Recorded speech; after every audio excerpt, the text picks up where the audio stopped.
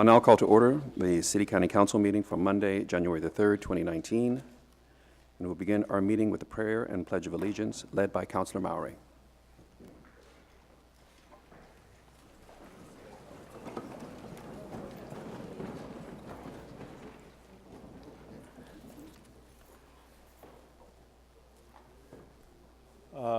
I'd like to invite Pastor Webster down. It's not every day we have a pastor here celebrating 100 years. It is.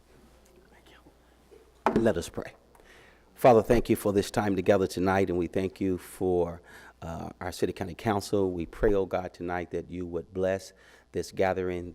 We pray that you will continue to give them insight and wisdom as they handle city matters. We give you glory and honor for everyone who will be honored tonight. In Jesus' name, amen. Amen.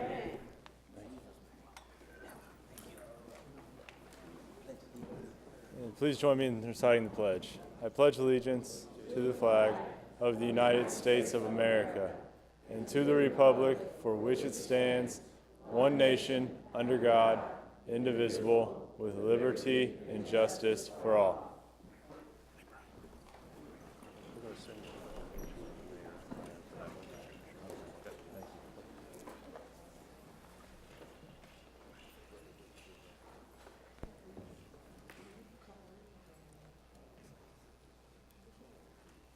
Councilors, please select your green button to indicate your attendance.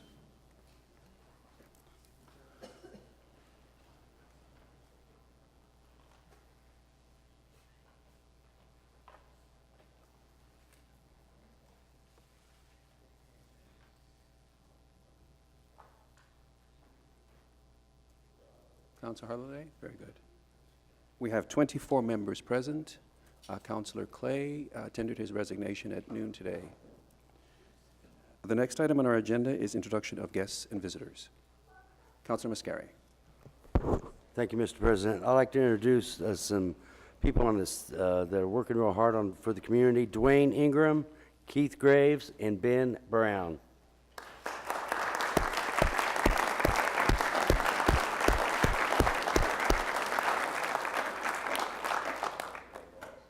Councilor Lewis. Thank you, Mr. President. Councilman Mascari got all my buddies. Thank you.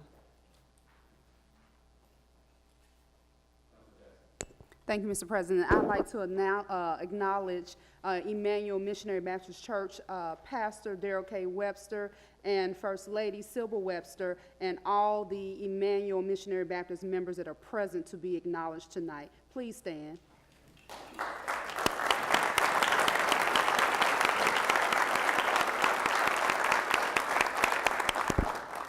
Councilor Robinson. No, thank you, Mr. President. Councilor Adamson. Thank you, Mr. President. I'd like to welcome my AFSCME brothers and sisters, Georgia Cravey and Michael Torres, who are here.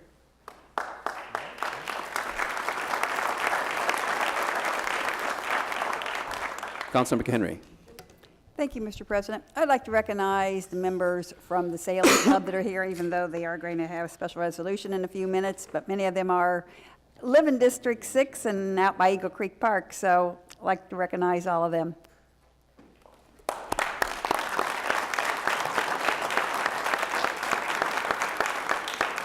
Councilor Lewis. Thank you, Mr. President. I'd like to acknowledge the Pike Township trustee, Annette Johnson.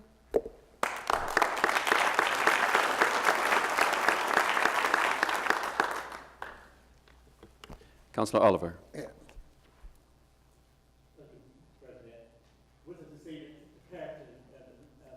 Born United Methodist Church, it's Reverend Charles Harrison.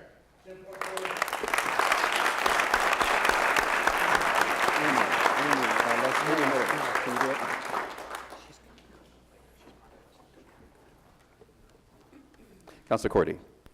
Thank you, Mr. President. I'd like to reintroduce Dwayne Ingram, a friend of mine and a community leader in Warren Township. Thanks, Dwayne.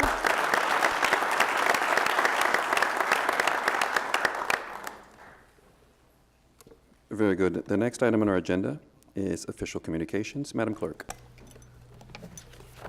Thank you, Mr. President. Ladies and gentlemen, you are hereby notified that regular meetings of the City County Council, Police, Fire, and Solid Waste Collection Special Service District Councils will be held in the City County Building in the council chambers on Monday, June 3rd, 2019, at 7:00 p.m.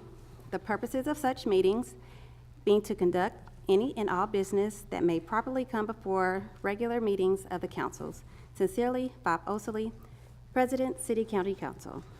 Ladies and gentlemen, pursuant to the laws of the state of Indiana, a cause to be published in the Court and Commercial Record and in the Indianapolis Star on Tuesday, May 21st, 2019, a copy of a notice of public hearing on proposal numbers 207 and 224, 2019. Said hearing to be held on Monday, June 3rd, 2019, at 7:00 p.m. in the Public Assembly Room of the City County Building. Respectfully, Sarita Hughes, Clerk of the City County Council.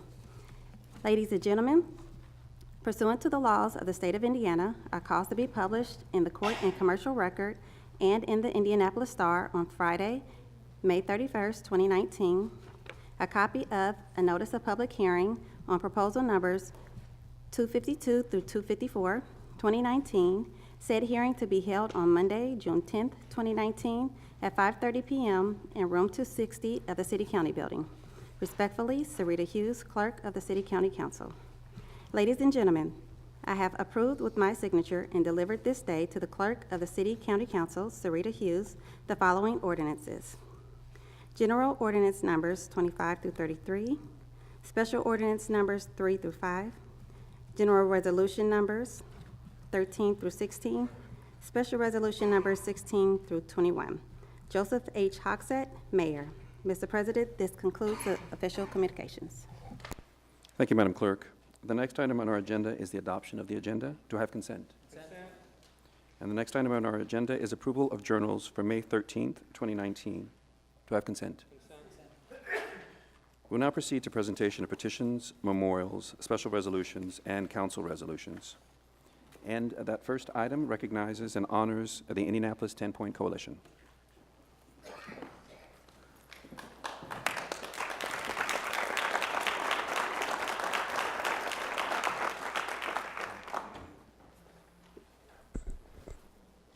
Just come right up, guys. Just fill right in where you want to.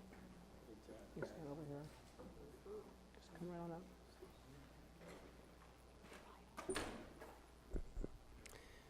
Thank you, Mr. President. City County Council Special Resolution Number 33, 2019 is a special resolution recognizing and honoring the Indianapolis 10-Point Coalition. Whereas the Indianapolis 10-Point Coalition is a faith-based organization working to reduce gun violence and homicide among youth ages 12 to 24 within the city of Indianapolis.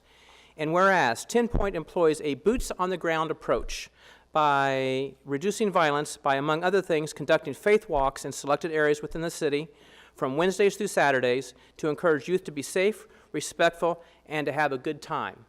And whereas 10-Point deploys ex-offenders, clergy, and residents in its faith walks to engage at-risk youth, drug dealers, cliques, and gangs as peacemakers to help curb the pattern of urban violence, and regularly works with IMPD to act as a buffer between the community and police. And whereas the 10-Point board members, the clergy at 10-Point, the churches supporting 10-Point do not receive any compensation for their services, and whereas Andy. Whereas 10-Point also serves as a reentry program, hiring ex-offenders to work directly with the organization, as well as providing referral services to employers or agencies to match ex-offenders with potential employers. And whereas 10-Point regularly serves as a homicide support organization to IMPD by working with the public to maintain the integrity of crime scenes, as well as providing services during funerals to prevent retaliatory measures. And whereas 10-Point is regularly in 5 neighborhoods within the city: Butler, Tarkington, Crown Hill, Highland vicinity, United Northwest area, and 38th to 42nd Street between Post Road and Midhofer Road. And whereas the 10-Point model has been hugely successful in curbing violence, Butler Tarkington went without a homicide for 2 years in 2016 and 2017.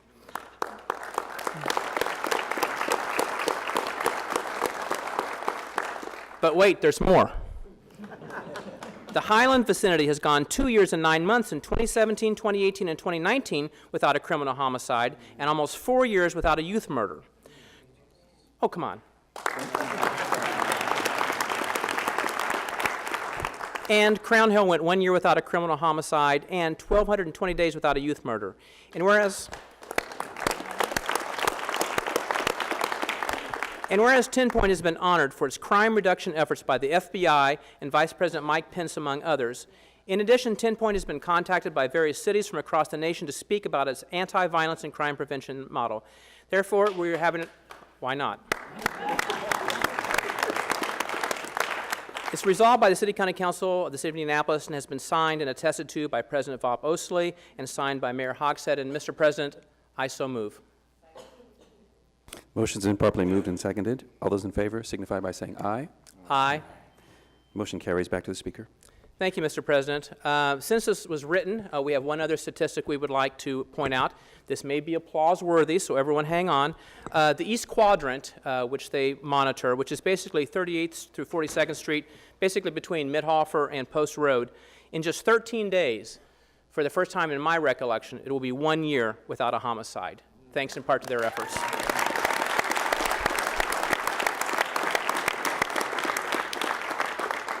And Mr. President, with your permission, I would like to recognize Reverend Charles Harrison to say a few words. Please proceed. Thank you. Thank you so much. Your timing is good. I have to be at the airport at 8:15 to pick up my wife, or you will have to do conflict resolution at my house. But on behalf of the Indianapolis 10 Point family and all of our collaborative partners, IMPD, neighborhood, residents, and other community groups, because no one group or agency can do this work alone. It takes the village. We are so thankful to the council tonight for recognizing the efforts of the community and helping to curb violence. We appreciate this honor tonight, and these are really the real heroes that are behind me. A lot of them have been doing this work for years, some for almost 20 years, and they risk their lives night after night in trying to help our young people and curb the pattern of violence. So I want to thank them for their work and the part that they do to try to make this a better city and to create healthier and safe neighborhoods. Thank you.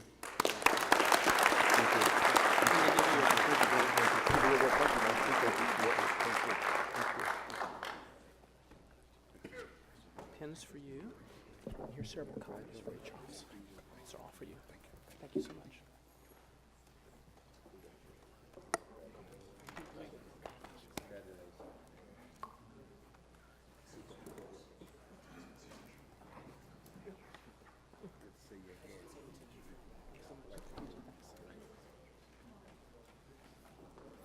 The next item on our agenda is proposal number 262, which recognizes the Eagle Creek Sailing Club on their 50th anniversary.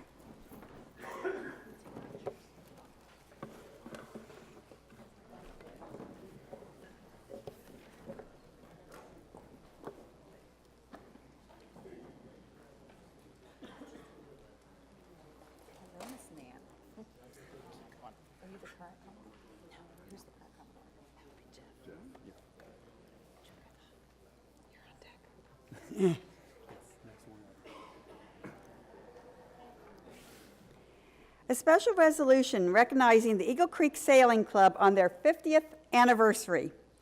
Whereas Eagle Creek Sailing Club was formed in 1969 at the request of the Indianapolis Parks and Recreation Department to promote recreational use of the recently built Eagle Creek Reservoir. The club was formed to encourage, sponsor, and develop recreational and competitive sailing on Eagle Creek Reservoir, and whereas by September 14th, 1970, the club had 18 members and began raising funds for construction of basic facilities. Its first regatta was held on September 27th, 1970. From their humble beginning, Eagle Creek Sailing Club has grown to over 250 members. Over the years, the members built driveways and parking lots. They installed a boat ramp and docks. They built shelter houses and storage sheds.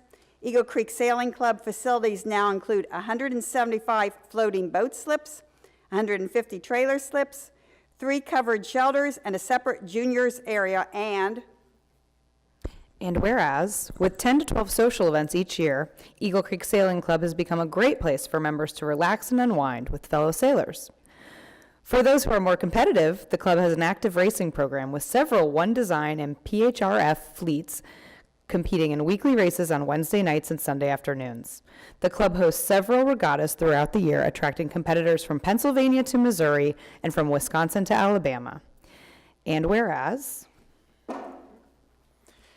In addition, ECSC has an active junior program to train the next generation of sailors. The club hosts a junior sailing camp each summer and sponsors a very competitive junior racing team that travels to regional regattas throughout the Midwest. The club also provides facilities for the Purdue Sailing Club and hosts an annual collegiate sailing Boiler Cup regatta. And whereas the club's existence and continued success is an example of the good that can happen when a group of civic-minded individuals and forward-thinking government agency, in this case Indianapolis Department of Parks and Recreation, combine their efforts to improve the quality of life for local residents. Now therefore, be it resolved by the City County Council of the City of Indianapolis and of Marion County, the Indianapolis City County Council proudly recognizes the Eagle Creek Sailing Club on their 50th anniversary, and the council congratulates Eagle Creek Sailing Club and wishes them another 50 years of smooth sailing. And I so move. second. The motion has been properly moved and seconded. All those in favor signify by saying aye. Aye. And with the permission Motion of the carries back to the speaker. with the permission of the president, I'd like to ask the current commodore to speak. Thank you. Please.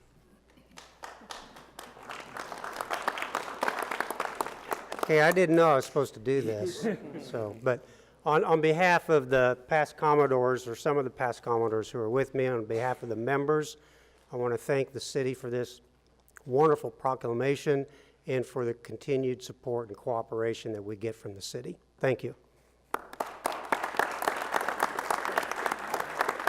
Thank you very much.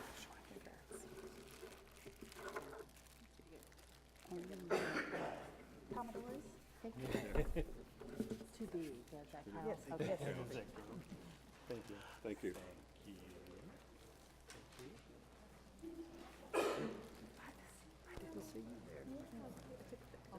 That's not me. The next item on our agenda is proposal number 263, which recognizes Emmanuel Missionary Baptist Church on its 100th church anniversary.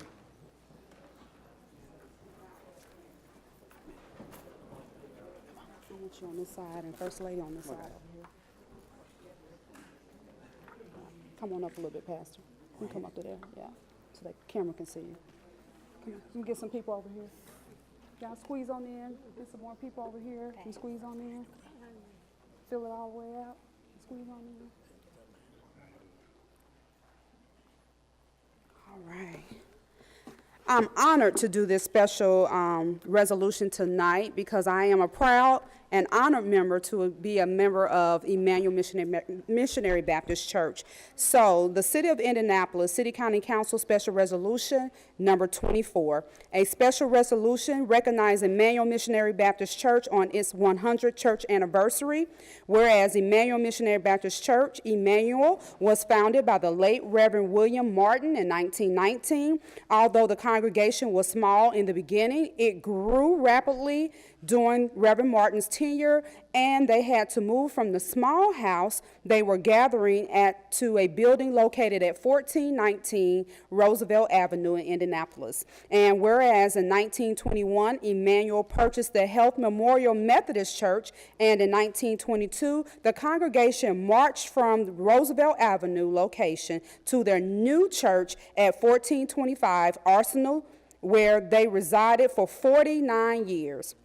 And whereas from 1940 to 1994, Emmanuel has been under the pastoral leadership of many great pastors, such as the late Reverend Frank Hatcher, Assistant Pastor Reverend Roosevelt Washington, and Reverend James Curtis Davis. In their tenure, they purchased a new building at 4958 Ribble Street, where they are currently located, increased the congregation, and paid off the mortgage within 7 years. Whereas on March 3rd,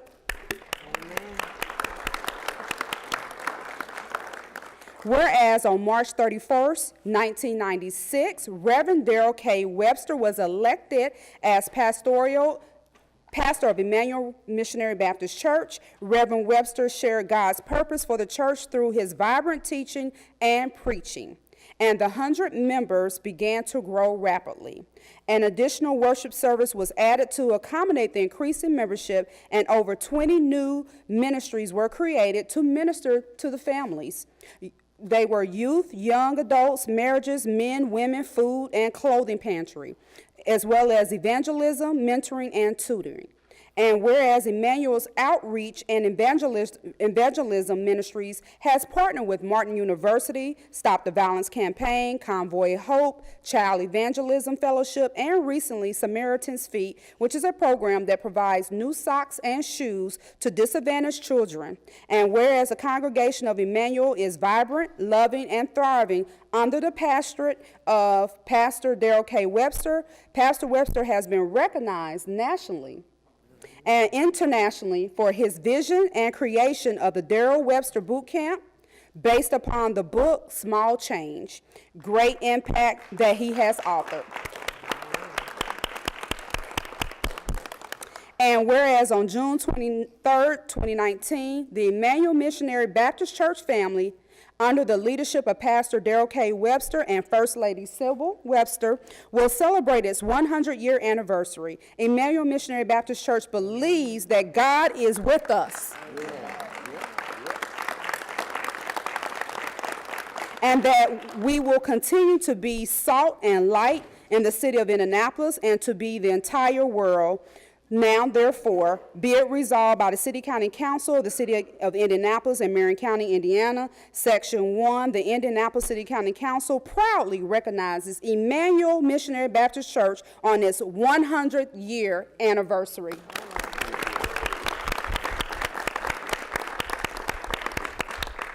Section 2, the Indianapolis City County Council extends the best wishes for the continued growth and blessings for Pastor Darrell K. Webster and the Emmanuel Missionary Baptist Church family, and encourages the church to remain active in uplifting the community in which it serves locally and nationally.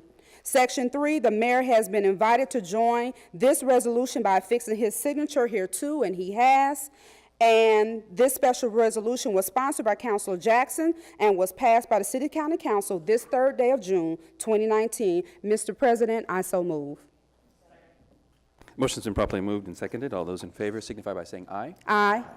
Motion carries. Back to the Speaker. At this time, Mr. President, may I have the men of the House, our shepherd, and our pastor, Pastor Darrell K. Webster, to say some words? Please. Thank you. Thank you.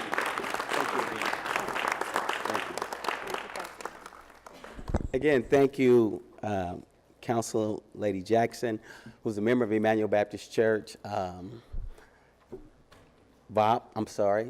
Osley, and Zach, and all of the council. We are happy and honored to receive this honor tonight. I receive it on the behalf of all of the wonderful members of Emmanuel Missionary Baptist Church and those who have gone on before me. I want to say quickly that, you know, when you think of a church being around 100 years, that's a centennial, that's a long time. And to be in an urban area bringing real transformation to lives, that is to be commended. But when you really trace the footsteps of a church is really not a building. It's a group of people. And it's people who change lives. And tonight, I'm grateful for all of the wonderful people who are changing lives of those who are disenfranchised. Thank you so much for celebrating with us. We vow to continue to do the work. One of my deacons who now sleep with the Lord, Deacon Thomas Fleming, his favorite quote was, "Let the works that I've done speak for me." Thank you. Thank you. Thank you. Thank you. Thank you. This pen is for you. Thank you.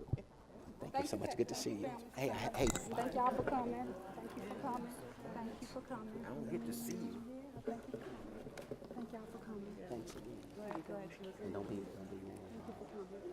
at that prayer.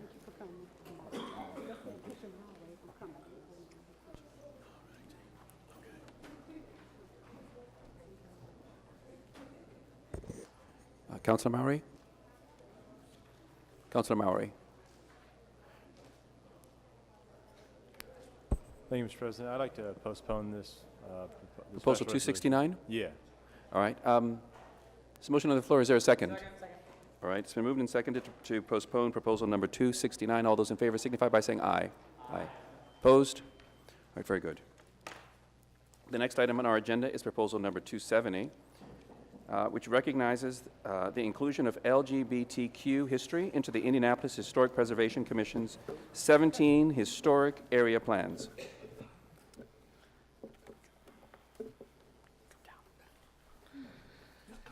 Thank you, Mr. President, and welcome to my colleagues here. And I do want to make sure I point out Chris Hamburg and Meg from IHPC, where they make sure they're here as well. 2019 marks the 50th anniversary of the Stonewall riots in New York City in 1969.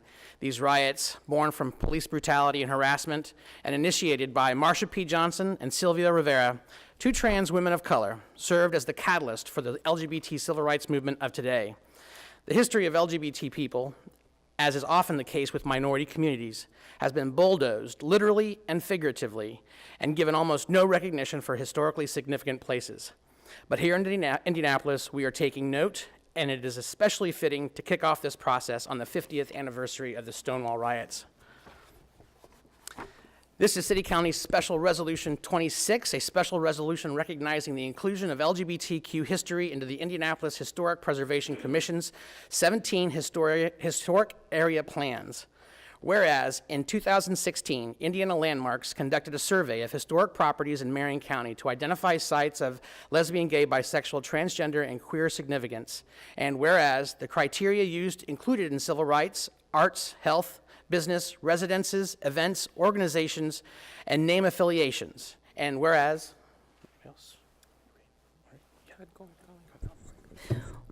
Whereas, staff of the Indianapolis Historic Preservation Commission, Indiana Landmarks, the State Historic Preservation Office, IUPUI, and the Indiana Historical Society created an ad hoc committee and determined at least 104 of these properties were already locally protected through the IHPC.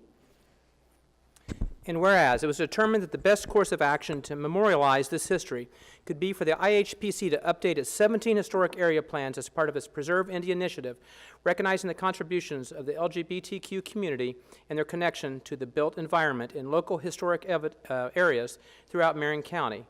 By and whereas, Counselor?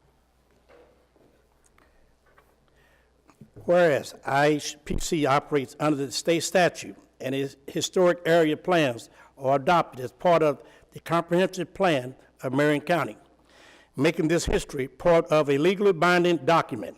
As such, the city of Indianapolis will be the first municipality to be inclusive of the history of the LGBTQ community in all of its local historic area preservation plans. And whereas,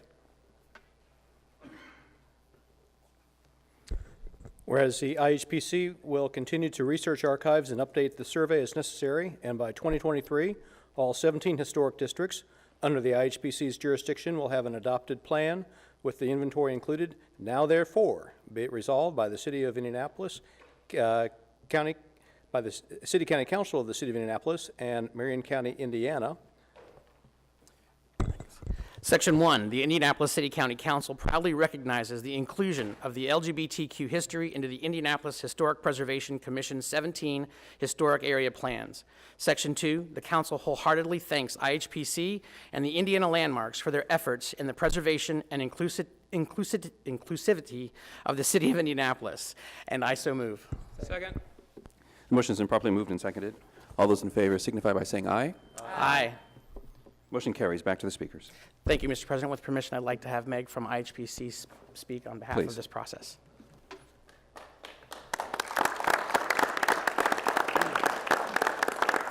Good evening, President Osley and members of the council. First of all, thank you, Councilor Adamson, for your support of this initiative, and thank you to Indiana Landmarks for this important survey and everyone who's been involved in bringing this initiative forward. It gives me great pleasure that I, along with my commission, Director Mack, and our staff, am able to help memorialize and be inclusive of this important history. So many of the structures in our historic areas, such as Heron Morton Place, St. Joseph, the Old North Side, and Chatham Arch, Massachusetts Avenue, have cultural significance and are still standing due in part to the efforts of people in the LGBTQ community, but a thorough survey identifying which structures these are has never been conducted until now. I am thrilled that the data gathered from this survey will be documented within our historic area preservation plans. To my knowledge, this will be the first time in which LGBTQ history will be recorded in a comprehensive county-wide update to historic area plans protected by state law. Thank you again for your recognition of this important history, and thank you for your support of this initiative.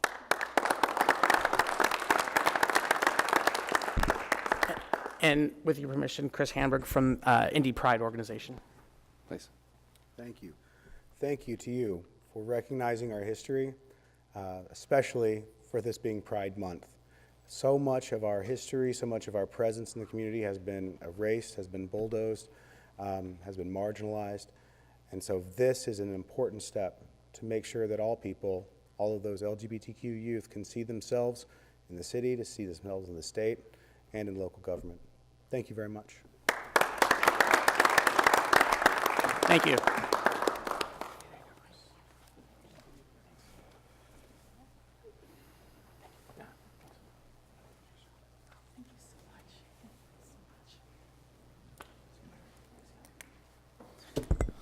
The next item on our agenda is proposal number 271, which recognizes Indiana University School of Medicine and the Indiana University Melvin and Bren Simon Cancer Center for World Clinical Trial Day on May 20th, 2019. Thank you, Mr. President. This is City County Special Resolution number 27, a special resolution recognizing Indiana University School of Medicine and the Indiana University Melvin and Bren Simon Cancer Center for World Clinical Trial Day on May 20th, 2019. Whereas the Indiana University School of Medicine and the Indiana University Melvin and Bren Simon Cancer Center have a long history of developed investigator-initiated trials which originated locally, yet have drastically improved the care of cancer patients worldwide. And whereas examples of this research include the cure for the most common cancer of young men, testicular cancer, and the first umbilical cord stem cell transplant in the treatment of leukemia and other cancers. Several drugs for the treatment of cancer were approved by the FDA based on clinical research led by the IUSCC investigators. And whereas today, IUSM and IUSCC honor their legacy of research excellence by participating in the national and international clinical trials such as those that make use of the immune system to treat multiple, myeloma, leukemia, and metastatic melanoma, for those that use genomic, is that right? Yep. Information to determine who should or should not be treated with radiation. And whereas IUSCC has been at the forefront of collaborative research with other national researchers throughout the state and the country through the Hoosier Cancer Research Network and with the Big Ten Cancer Research Consortium, which was founded by Indiana University leaders while proudly participating in the trials that may have originated elsewhere. IUSM and IUSCC have led the field in cutting-edge original clinical research. And whereas IUSM and IUSCC is also improving the negative effects of cancer and working to prevent its development. The work on prevention of breast cancer is beautifully exemplified by the Healthy Breast Tissue Bank located at the heart of Indianapolis. This tissue bank, the only one in the world, is an international resource for investigators in their quest to determine what causes healthy tissue to become cancer. Now, therefore, be it resolved by the City County Council of the City of Indianapolis and Marion County, Indiana, Section 1, the City County Council proudly recognizes Indiana University School of Medicine and the Indiana University Melvin and Bren Simon Cancer Center for World Clinical Trial Day on May 20th, 2019. Section 2, the Council heartily thanks IUSM and IUSCC for their dedication to clinical research that will improve the lives of Hoosiers in Marion County and beyond. And I so move. Motion has been properly moved and seconded. All those in favor signify by saying aye. Aye. Motion carries. Back to the speaker. Very good. Are you speaking? Speak. President Osili and Councilor Adams and the rest of the body. We are so honored. My colleagues, Dr. Rome, Amaro Contreras, the administrator for the Clinical Trials Office and the IU Simon Cancer Center, we appreciate this honorific. It means a lot. Our colleagues are all assembling in Chicago for the annual conference of clinical oncologists, and we honor them with this event this evening, and we know how proud they are for this occasion. So thank you so much for this opportunity. I just want to reiterate what Amy said. Thank you so much. It's been a great honor.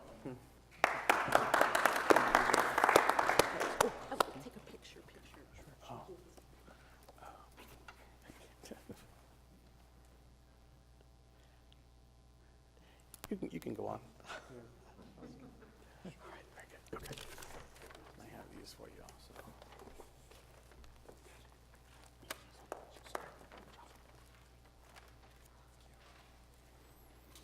The next item on our agenda is proposal number 63, referred to Admin and Finance Committee. Chairman Simpson. Thank you, Mr. President. On Admin and Finance Committee meeting on May the 21st, we reappointed Christopher Smith to the Telecom and Video Service Agency Board. This is a reappointment, and it was passed out of committee with an 8-0, and I so move. Second. Motion has been properly moved and seconded. Are there any comments from councilors? All right, seeing none, I will proceed to the board for our vote.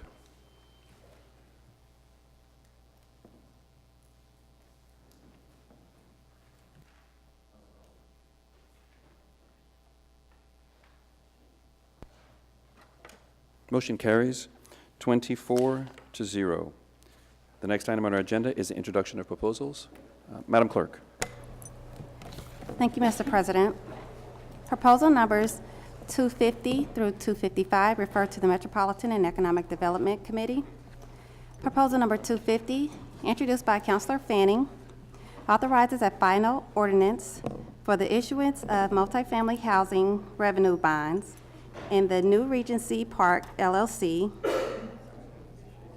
in an aggregate principal amount not to exceed $19 million to finance a portion of the cost of acquisition, design, construction, rehabilitation, improvement, and/or equipping of the existing apartment buildings known as the Regency Park Apartments located at 5524 Rue Royale, containing 304 residential rental units and functionally related and subordinate facilities in District 23. Proposal number 251, introduced by Councilor Holliday, approves the statement of benefits of FedEx Supply Chain, Inc., an applicant for tax abatement for property located in an economic revitalization area. Proposal number 252, introduced by Councilor Jackson, approves an amendment to the declaratory resolution and redevelopment plan for the North Post Road redevelopment area. Proposal number 253, introduced by Councilor Shreve and Muscari, approves and ratifies the declaratory resolution of the Metropolitan Development Commission for the Near South Gateway Economic Development Area and creates the South Meridian Allocation Area. Proposal number 254, introduced by Councilors Johnson and Muscari, approves and ratifies the declaratory resolution of the Metropolitan Development Commission for the Twin Air Economic Development Area and creates the Twin Air Allocation Area. Proposal number 255, introduced by Councilor Jackson, amends chapters 361 and 103 of the code regarding litter. Proposal numbers 256 through 258 refer to the Public Safety and Criminal Justice Committee and were introduced by Councilor Robinson. Proposal number 256 approves an additional appropriation of $2,000,000 $953,420 in the 2019 budget of the Indianapolis Fire Department, Fire General Fund, and a transfer of $225,000 in the Fire Cumulative Fund to purchase self-contained breathing apparatus equipment for repairs to the Wellness Center and for additional repairs and maintenance to fire stations, supported by a collection of the state of Indiana into the city's Public Safety Income Tax Fund. Proposal number 257 approves an additional appropriation of $100,000 in the 2019 budget of the Indianapolis Metropolitan Police Department, IMPD General Fund, and a transfer of $150,000 in the Federal Law Enforcement Fund to outfit police pursuit vehicles with equipment and for the purchase of miscellaneous vehicles at public auction for undercover investigations, supported by a corresponding revenue transfer from the City Rainy Day Fund. Proposal number 258 approves additional appropriations totaling $900,000 in the 2019 budget of the Office of Public Health and Safety, Consolidated County General, to fund two peacekeepers focused on juvenile referrals for various food assistance programs and technical assistance for continued neighborhood outreach. Proposal number 259, introduced by Councilor Adamson, referred to the Public Works Committee, approves additional appropriations totaling $7,860,670 in the 2019 budget of the Department of Public Works Transportation General Fund for road and infrastructure projects and environmental cleanup services, supported by revenue transfer from the City Rainy Day Fund. Proposal numbers 260 and 272 refer to the Rules and Public Policy Committee. Proposal number 260, introduced by Councilors Jackson and McQuillan, amends Chapter 151, Article 11 of the Code regarding duties of the Ethics Committee. Excuse me. Proposal number 272, introduced by Councilor Osili, amends Chapter 441 and 631 of the Code with regard to traffic control for electric scooters on sidewalks and greenways. Mr. President, this concludes the introductions. Thank you, Madam Clerk. The next item on our agenda is special orders, priority business. And the first item on the agenda is proposal number 249, referred to Metropolitan Economic Development Committee. Chairwoman Lewis. Thank you, Mr. President. Proposal number 249 amends special ordinance number 1 to correct clerical errors. David Corbett of Craig Duval Bond Counsel stated that they discovered that the final bond ordinance that was considered and approved by this committee was not the same version that was presented and approved at the full council meeting on February 25, 2019. The proposal passed out of committee by a vote of 10-1 with Councilor Holliday abstaining. Mr. President, I so move. Motion's been properly moved and seconded. Are there comments from councilors? Councilor Holliday. Thank you, Mr. President. I had to abstain from the original vote on this proposal, so I abstained on the amended proposal in committee the other night. I think I should abstain on the vote tonight as well. Very good. Thank you very much. Thank you. Are there any additional comments from councilors? Councilor Evans. Thank you, Mr. President. It's my understanding that someone may be here from the company that could possibly speak publicly with a commitment of $12 an hour as the minimum base wage. Wrong proposal, Mr. President. No worries. Any additional comments from councilors? All right, seeing none, we'll proceed to the board for our vote.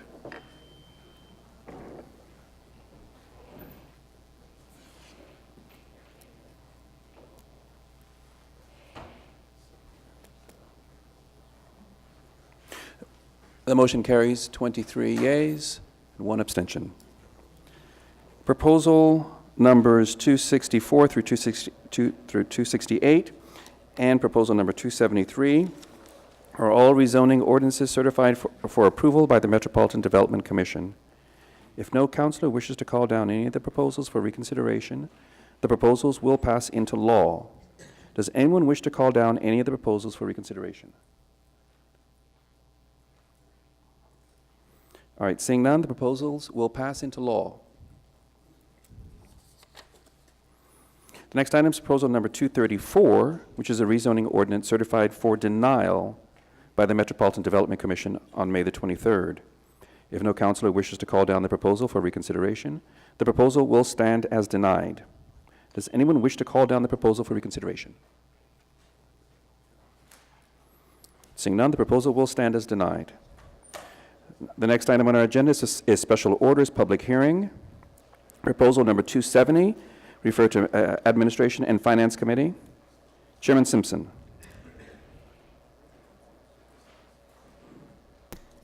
Thank you, Mr. President. Proposal 207.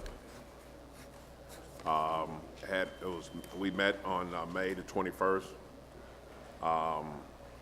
Approve additional appropriation of $36,000 in the 2019 budget of Information and Service Agency Enhanced Access Service for the City Kiosk Pilot Program.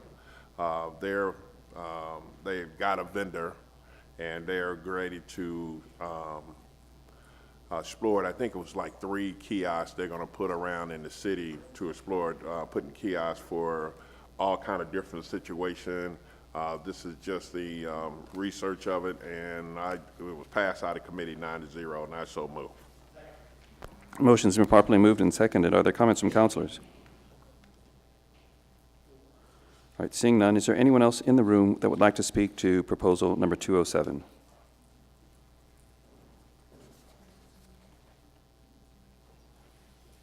Seeing no one, additional comments? Then let's proceed to the board for our vote.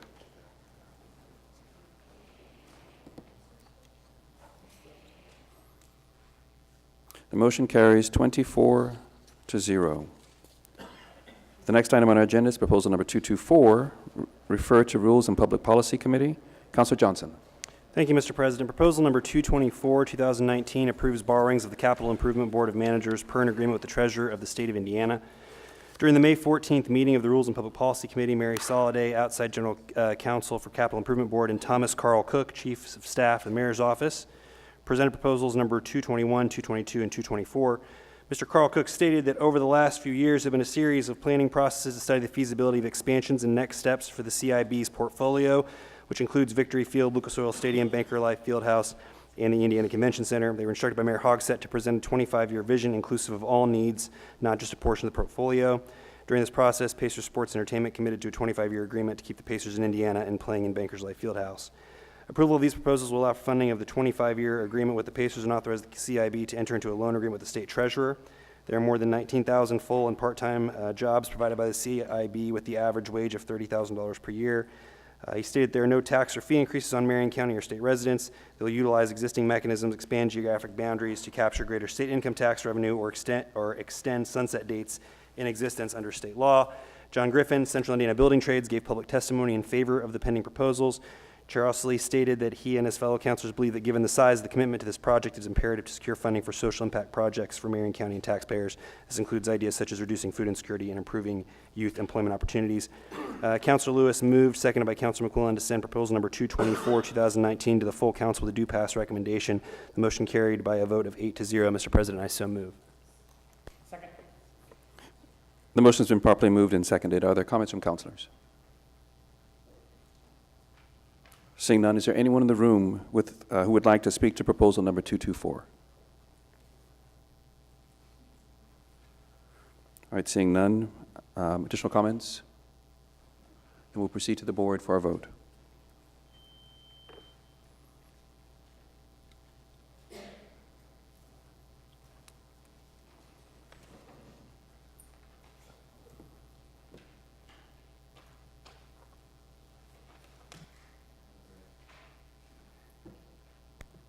Motion carries 23-1. There is no new business under unfinished business. There's no business under special orders, unfinished business. So we'll now proceed to special orders final adoption. The next item on our agenda is proposal number 184, referred to Metropolitan Economic Development Committee. Chairwoman Lewis. Thank you, Mr. President. Proposal number 184 approves a statement of benefits for CA Industrial Holdings, an applicant for tax abatement for property located in an economic revitalization area. Ms. Katie Culp, KSM Location Advisor, President Jim McGill, CA Industrial Holdings, gave a brief presentation and answered councilors' questions regarding the proposed 244,622 square foot spec distribution facility. This project includes $9.5 million in building improvements, 55 new jobs with a minimum salary of $12 an hour. Multiple letters of support were shared, including a letter from the Decatur Township Schools. In addition, there is a tri-party agreement which includes the City of Indianapolis and the Edna Martin Christian Center. This project would commit at least 10 employees to be employed from the hired program. The proposal passed out of committee by a vote of 8-3 with Councilors Adamson, Evans, and Jackson casting the negative votes. Mr. President, I so move. The motion's been properly moved and seconded. Are there comments from councilors? Councilor Jackson.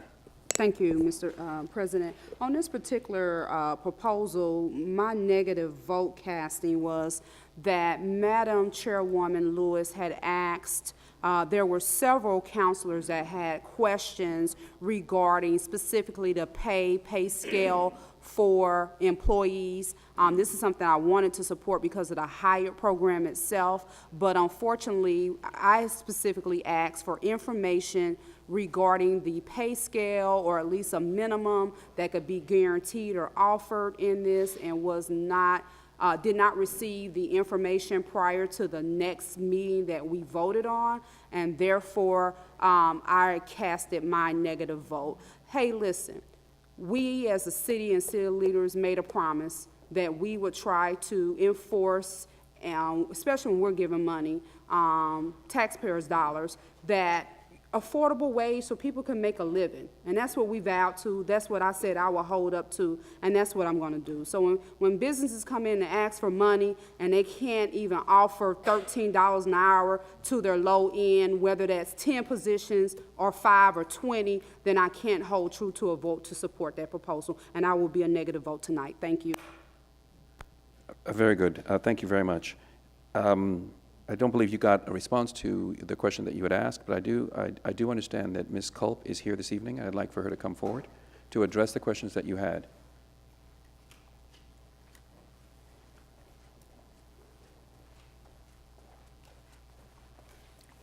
Thank you very much. Appreciate, President and council members, the opportunity to speak before you, and also very much appreciate the thoughtful feedback and dialogue that has happened surrounding this project.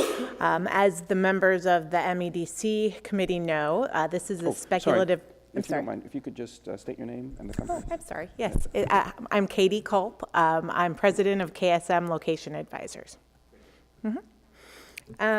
So as the MEDC committee is aware, this is a speculative project, which means that a tenant has not yet been identified. And several companies sometimes only consider already existing buildings for new economic development projects. And so for that reason, and because some of the discussion about the wages is difficult to pin down, it's just been recently, since the last MEDC meeting, that we were able to verify that the jobs being counted for this property tax abatement will be $12 an hour or higher, and we will still need to meet the requirements set forth in the statement of benefits form that's before you that commits to 55 jobs at an average wage rate of $15 an hour. In addition, of course, as you're aware, we are looking to partner with the Edna Martin Christian Center to provide opportunities for reentry individuals to have viable career paths and jobs. So I hope that addresses your question and comments about the wages. But since that last meeting, there's been an agreement for $12 an hour and higher. Happy to answer any other questions you may have. Additional questions of Ms. Culp. Councilor Oliver. Yes, about Councilor Jackson's observation, comments when she asked for information, and she said it was not supplied to her. Is that correct? I think perhaps there was miscommunication. I certainly would never have attempted to not address any specific questions. Specifically about the pay scale that's not going to be reached. Is that correct, Counselor Jackson? I am somewhat satisfied, even though the low end is 12, with them having 55 jobs promised at $15 or higher, and then to include the higher program at least 10 individuals who are ex-felons and giving them a second chance. I would be persuaded if that is the agreement, and someone for the city says that is the agreement, then I would be persuaded to vote yes. But thank you, Counselor, if they are able to do that, this portion of the change. Thank you, Counselor Jackson. Councilor Evans? Thank you, Mr. President. Ms. Culp, I appreciate the update. And I do want to point out something, though, that you said in committee, which never sat well with me, because you seemed to assume that you knew more than what we knew. And frankly, in our committees, what came before us, and just as of May 29th, we got a new petition here, and they had a breakdown of all the jobs and all of the wages, showing the bottom wage. So it is not uncommon. Frankly, what happened in our committee was uncommon. So while I am appreciative that we have a commitment today of 12 an hour, I hope that in the future you continue to work up into 14, 15, 16 an hour. That's not a living wage in Indianapolis. Thank you. Additional comments? Councilor Simpson? So my understanding, you don't have a tenant. This is a proposal if you get a tenant coming into the space. Is that what my understanding is? That's correct, yes. So you're just setting a boundary for someone who's going to come in and what the city's going to expect from them as far as wages and stuff like that? That's correct. And if they would fail to meet those objectives, then the city very carefully polices performance and I suspect would terminate the abatement. So if what was wrong with not doing $13 an hour? I think, Counselor, the issue is that this was new information. While as a site consultant, I'm very clear about the mayor and the council's understandable emphasis on high wages. This has not historically been an item that has been part of a speculative tax abatement request. It came up late in the game, and we have done our best to try to satisfy the concerns. And I understand that, but $13 is not a lot. It's not high wages. I mean, I think that's minimum. And it's kind of sad because I think we're all sitting here trying to get people, you know, I have a daughter who had to come out of college because she couldn't make over $13 an hour because she couldn't afford to go to college. To me, Indianapolis need to wake up and understand that people, young people, anybody, they got to be over 13, you know, minimum wage. I mean, it have to be. I mean, to go below that, that's just giving away, telling people that they'll get by. And that's not getting by. You know, we have a food desert around here. We have a lot of things. And I just feel real strongly that this should be at $13 an hour. And for whatever reason they decided 12, I think it's wrong, and I'll be voting no. Are there any additional comments from councilors?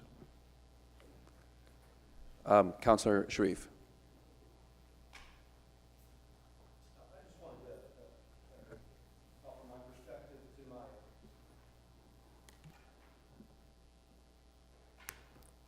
I beg your pardon. I just want to offer my perspective to my colleagues on the council. I serve with several of you on MEDC, and we wrestled with this proposal over the course of 2 evenings, and I was hesitant at first and supportive of this proposal when we had a second bite at the apple a couple of weeks later. Councilor Jackson, we're not giving away our city's money to the developer that's hired Ms. Culp's firm to bring this forward, but rather we're agreeing to a staged-in escalation of the property taxes that this developer will pay after they invest in the construction of a yet-to-be-built 240,000 square feet facility out in Ameritech. And this is not in my district. I'm not the sponsor, but I am today an advocate for it because I think this investment is good, and I know this investment is just inside the Marion County line, and if this developer plots this investment in this forthcoming building in across the Hendricks County line, they'll be offered a 10-year staged-in abatement, and what we're agreeing to is 4 years plus an additional 2 if they meet the standards of the hired program. So we wrestled with this one over the course of a couple of meetings because it is a little different. This is an abatement in a TIF in the airport district, the first one that is speculative and tied to the hired program.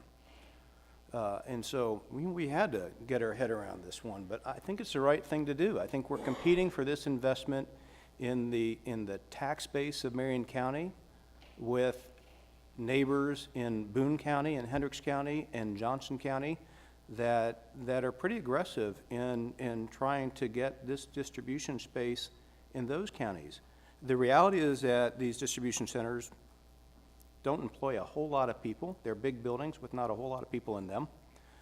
And the market will in part determine the wage base, but this developer who hasn't built one bit of this property yet and isn't committed to putting it in Marion County is going to invest a chunk of money into what becomes our AV, our tax base. And I think we got to compete for it and not give away the store.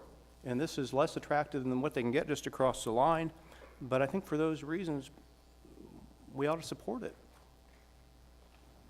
Yes, Councilor Jackson. Thank you for the opportunity to speak again. Councilor, I do respect your views on that. Again, being on this council and then being in the district and hearing the complaints and seeing the poverty as one of the highest poverty levels in the country, in Indiana, if you haven't seen the statistics lately, we don't provide livable wage. I know this is new.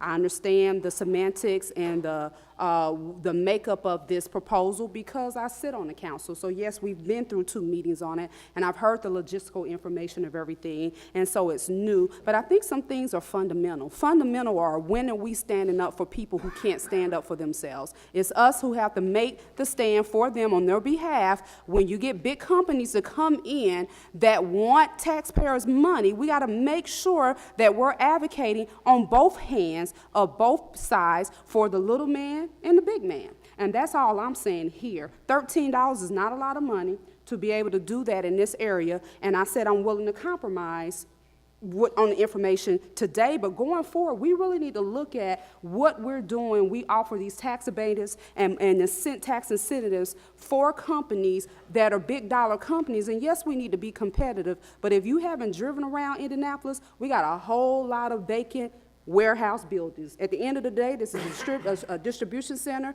They'll build it. The theory is they'll build it and they'll come. And guess what? We got a whole lot of empty buildings, warehouses. I know I got them on my town. I look on East Washington Street, West Washington Street. We got them everywhere. So my point is saying if we're going to do it, let's be wise. They come to the table with a revisement of wanting to work together, and I'm willing to work together. I'm just saying going forward, we have to set the standard and advocate for the little person too. It seems like the big person's always winning in the picture. And at the end of the day, yes, tax incentives come in, but we're giving them out at the same time. So thank you for your comment. Councilor Holliday, did you have a comment? Yes, thank you, Mr. President. I think Councilor Shreve kind of spoke and took most of my thunder, but I would like to reiterate a couple of points. And I had mentioned at the committee, as I'd done a couple of times previously, in past life I've been a township assessor, so we're getting clouded, I think, when we look at these matters with the jobs and the pay. What is really necessary and what is the benefit from these is the increased assessed valuation to the community, and particularly in this case, Decatur Township. I'll yield to Ms. Culp or someone that wants to maybe talk about specific dollars, but currently this is a vacant agricultural field. The dollars generated in taxes annually are very minimum. The taxes generated from development will be an exponential increase to that which is brought in today by it just being a vacant agricultural field, even with the tax abatement granted. The jobs and their pay is frankly from my viewpoint and from, I think, as I can speak for the community viewpoint, and having seen these things for several years, again, going back years ago when I was the assessor, that's icing on the cake to what you get in the increased assessed valuation. I have seen these things, again, being involved in the community, being involved in the neighborhood organizations, even not serving in elected office, but I've seen these situations, particularly in Decatur, as Councilor Shreve mentioned. We compete with a nearby municipality that frankly gives abatements away at a much more generous regard than Marion County ever has. In this particular case, I would argue, again, we're getting increased evaluation that we wouldn't get without the abatement. The development wouldn't occur without the abatement, and those jobs then would not be created at this location without the abatement. I would encourage all my fellow councilors to support the proposal. Thank you. Very good, thank you. Councilor Evans. Thank you, Mr. President. Hearing all the testimony, it makes me want to comment quickly about this particular area that's being developed in near the Mariplex Parkway industrial area currently has 5 projects that are under construction. And so at some point I sit and I say, is this the best use that we can have from the property, which we are so limited on? And as my Decatur colleague mentions about the assessed value of things, I also look at it from the perspective of we're having difficulty in Decatur Township bringing in newer development, commercial development that we want. Oftentimes you'll hear you can't even go and buy a t-shirt in Decatur Township. And some of that is in part due to the fact that we do not have a lot of jobs that can afford that type of commercial development. So there is that onset and that look. And frankly, Decatur Township is fighting to lure those type in. So it's understanding that there's some issues that I think we've worked out over the committees and today. Hopefully we get better direction moving forward, because this does include some important initiatives of ours as well. But I do think, and I said this earlier today, do we think so little of ourselves that we should give up our land for a warehouse, a distribution center? Plainfield currently has over 2,000 jobs open. And according to the president of their council, that's a number that's pretty consistent. So frankly, I'm not upset if we let the distribution center or the warehouse move across the border. $14, $15 an hour jobs are not the jobs that I want for our city. Thank you. Councilor Oliver.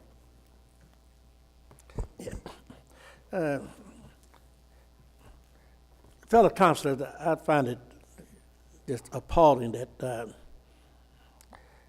that I'm willing to subsidize and help economic development, commercial development with some incentives, but if they can't create enough efficiencies, productivity within their group to pay a living wage, at least of all to reply to a councilor's request for information, a roadblock, a stepping stone on how we can get there, but instead to ignore her request and then come before us asking for assistance to subsidize a business that wants to pay below a living wage.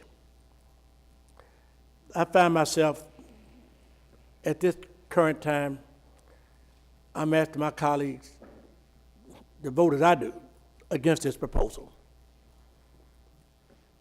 Right. Are there any additional comments from councilors? Mr. President, may I Please, Ms. Culp. provide just a little additional detail? Please go ahead. Thank you very much.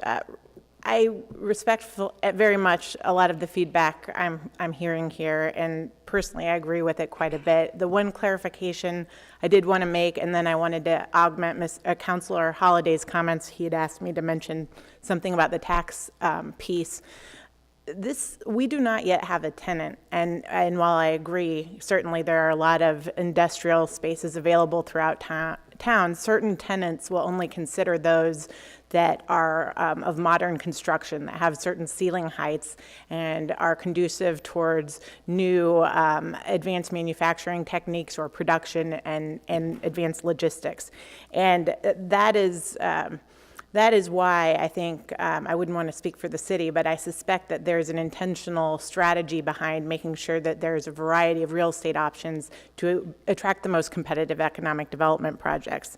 The $12 an hour floor, if you will, was established simply to provide the maximum flexibility in being able to obtain and attract a tenant who will be reflective of the type of values and the good wages that that are so important to this group and to the community at large. And I just would emphasize, I've worked in this community for a couple decades now, and although this developer is from out of town, I've not seen many who have been interested in partnering with groups like the Edna Martin Christian Center in fully exploring how to maximize opportunities for those folks graduating from the hired program. And then finally, to Councilor Holliday's point, even with the phase-in of taxes associated with our request tonight, there will be almost $1.3 million generated in real property taxes alone. That excludes land and any equipment. And at the end of the abatement, when it burns off, there will be an annual tax bill of roughly $321,000. So I hear your concerns and your comments, but I'd ask you to support a developer who has been willing to think outside of the box and explore some of these measures like the hired program. Would appreciate your support. Thank you very much, Ms. Culp. We've heard a number of comments. It is time for us to go to the board. I had asked for somebody from the city to confirm that that agreement that she said they had was absolutely the agreement. Is that? That's before fine. you go to the All board? right, that's fine. Is anyone? Yeah, thank you, President Mr. Hunt. Osley and Councilor Jackson. Yes, as with the all of our abatement agreements, this project does have an agreement. It does include the minimum number of jobs and the average wage, the investments, the clawback provisions, and that we would enforce, as well as a separate agreement with Edna Martin related to what we talked about, the reentry job opportunities. So, yeah, I can attest that they have actually signed the agreement. So we are holding it pending final approvals, but they have committed. Very good. Thank you, Mr. Hunt. Mr. President, I just want to make sure, so it does include the $12 an hour minimum? Yes, so for the 55 jobs, in order for those to count, they would have to make $12 and also average at least 15. That's the stipulation. Very good. All right. We'll proceed to the board for our vote.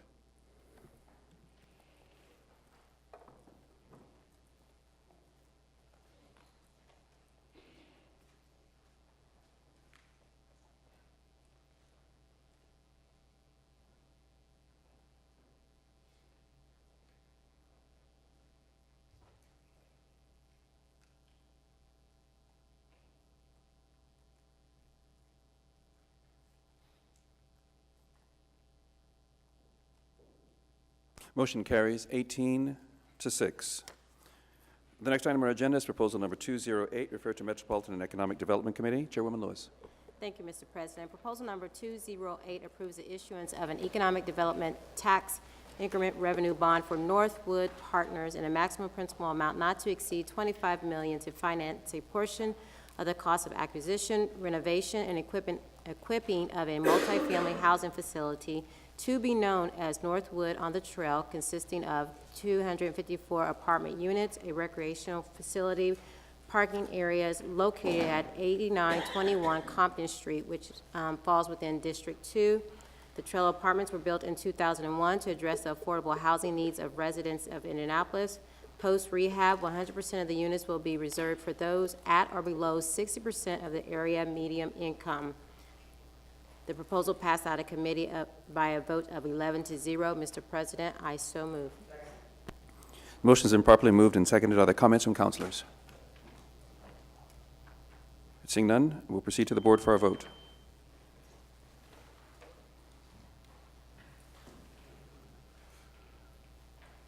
Motion carries 24 to 0. The next item on our agenda is proposal number 209, referred to Metropolitan and Economic Development Committee. Chairwoman Lewis. Thank you, Mr. President. Proposal number 209 approves a statement of benefits for Covance Central Laboratory Services, Inc., and NRFC Indianapolis Holding, an applicant of tax abatement for property located in an economic revitalization area. LabCorp is a leading medical testing. It has 39,000 employees around the globe. Covance is a leading drug development, has 21,000 employees around the globe, and has collaborated on more than 93% of novel drugs approved by the FDA in 2018, including more than 90% of oncology and rare disease drugs. They are also involved in the development of all the top 50 current drugs on the market as measured by the 2017 U.S. sales revenue. This project will include a $17 million estimate investment from 2019 through 2023, 203 new jobs with an average of $31 an average. The proposal passed out of committee by a vote of 11-1 with Councilor McHenry casting a negative vote. Mr. President, I so move. The motion has been properly moved and seconded. Are there comments from councilors? Councilor McHenry. Thank you, Mr. President. Is someone from Covance here this evening?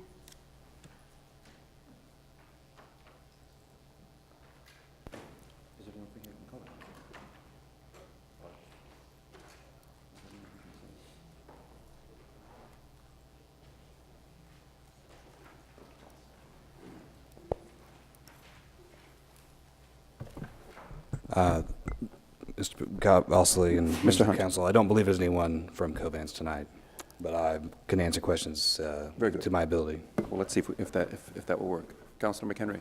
Well, I'm not quite sure because I want to ask him some questions about community partnering and about some of the things that I have observed over the years, ever since before they were, well, from the time they were built to currently, with the lack of using permeable asphalt on their parking lots, which causes a lot of runoff.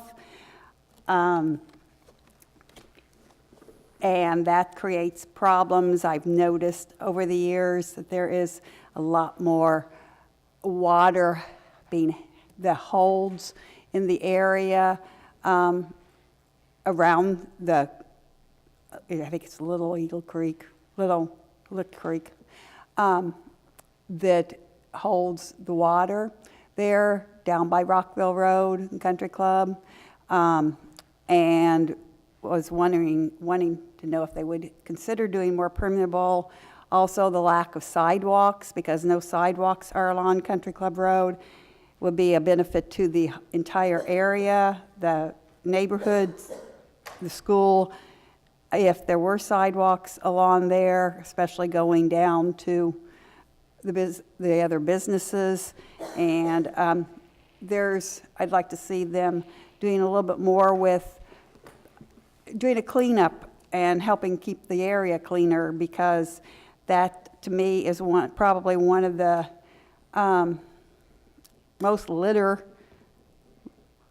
roads that I know of in that area.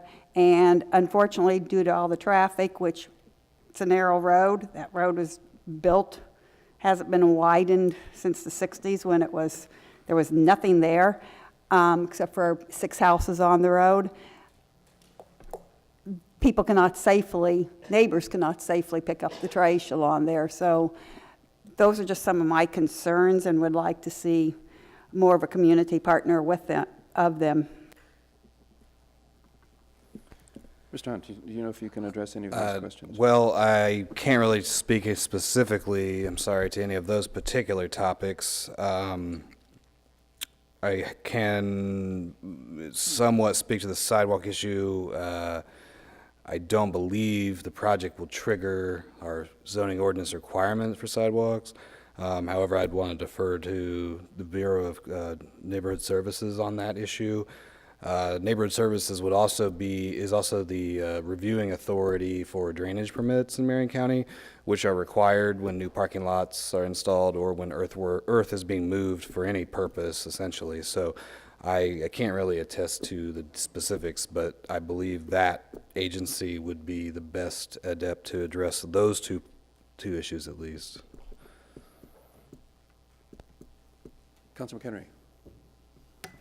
If they're not here to answer those, I mean, there's really nothing else Councilor Lewis. Thank you, Mr. President. I just want to clarify why my name is up there as a sponsor. This project falls within Councilor Feaster's district, and so I was asked to help finish this project up, and now obviously it falls within Councilor Harris' district, and I just want to make sure folks understand I'm not sponsoring proposals in other people's district. Thank you very much. Thank you. Are there additional comments or questions from councilors? All right, seeing none, then we'll proceed to the board for a vote.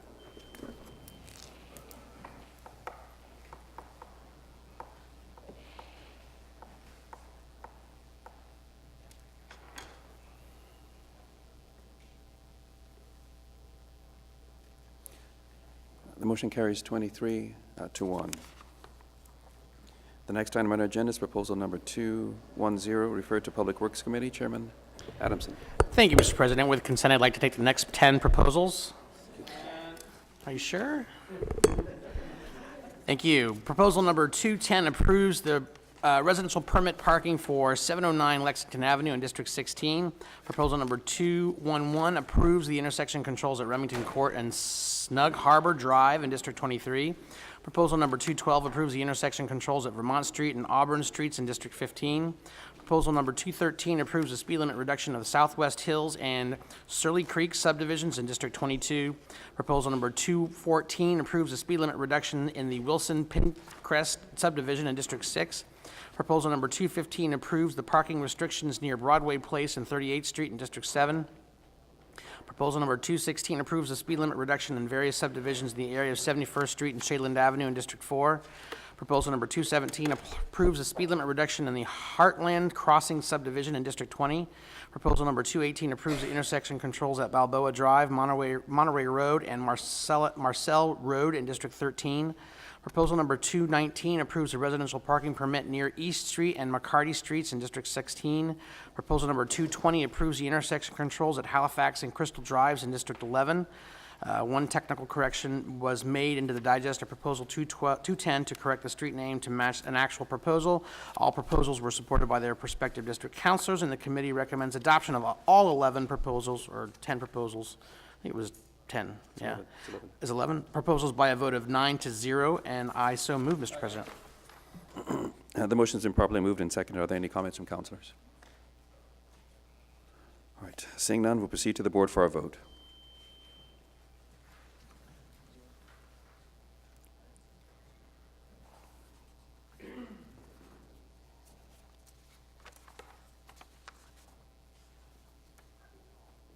Motion carries 23-0.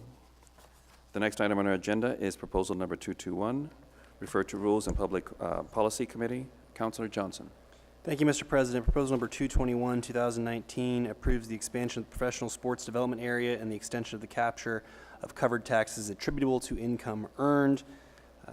Councilor Lewis moves, seconded by Councilor McQuillan, to send proposal number 221 to the full council with a due pass recommendation. The motion carried by a vote of 8-0. And I so move. Motion's properly moved and seconded. Are there comments from councilors? All right, seeing none, we'll proceed to the board for our vote.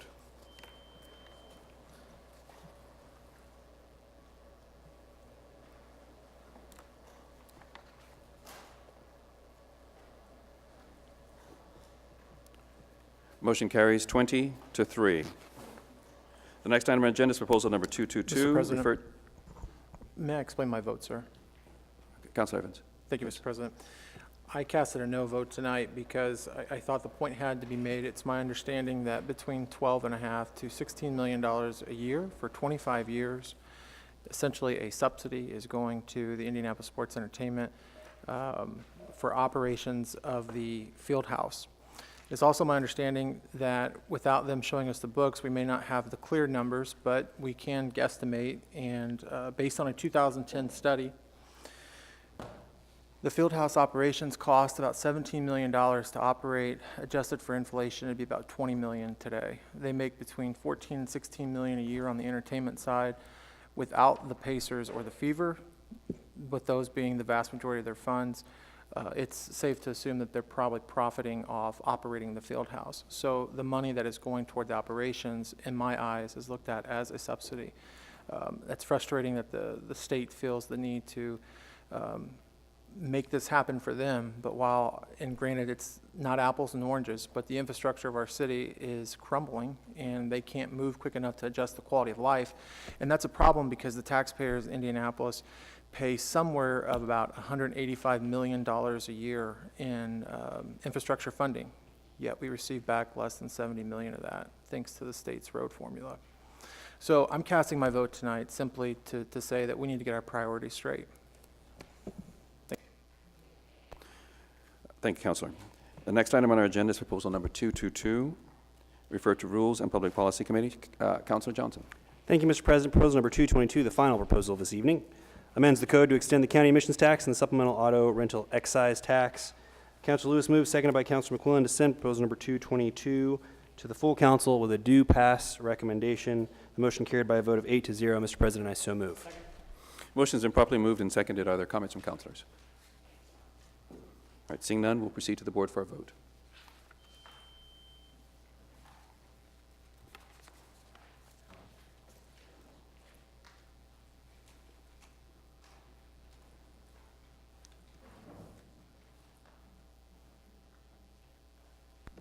The motion carries 23-1. There is no business under special service district councils, and there is no business under new business. And the next item on our agenda is announcements and adjournment. The docketed agenda for this meeting of council having been completed, the chair will now entertain motions for adjournment. Mr. President. The chair recognizes Councilor McQuillan. Thank you, Mr. President. I've been asked to offer the following motion for adjournment. By Councilor Adamson, in memory of Marie Lawhorn Carmen. By Councilor Lewis, in memory of Ebenezer Jackie Smith. By Councilor Osley, in memory of David Nolan. Mr. President, I would like to move the adjournment of this meeting of the Indianapolis City County Council in recognition of and respect for the life and contributions of those persons I've here specifically named. I respectfully ask the support of fellow councilors. I further request that the motion be made a part of the permanent records of this body, and the letter bearing the council seal and the signature of the president be sent to the family of each person advising of this action. Thank you, Councilor McQuillan. Hearing no objections, the motion is received and the request is so ordered. Hearing no further motions, we're adjourned.